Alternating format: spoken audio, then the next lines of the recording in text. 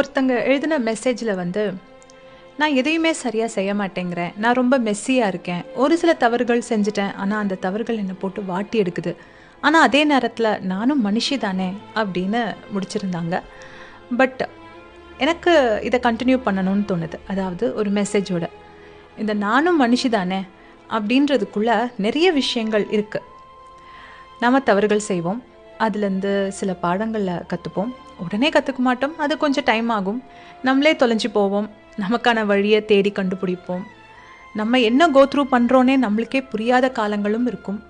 நம்மளே நம்மளை புரிஞ்சிக்க முடியாத போது நம்மளை சுற்றி இருக்கிறவங்க நம்மளை நல்லபடியாக புரிஞ்சிக்கணும்னு ஓவராக எதிர்பார்ப்போம். விஷயங்களெல்லாம் நம்ம நினச்சபடி நடந்தால் நல்லா இருக்குமேனு கற்பனையிலேயே வாழ்வோம். ஆனால் அந்த ரியாலிட்டிக்கு வர்றதுக்கு ரொம்ப டைம் ஆகும். தவறான இடத்துல நிறைய அன்பு கொடுப்போம், சரியான இடத்துல அன்பு கொடுக்கறதுக்கு தவறிடுவோம். இந்த மாதிரி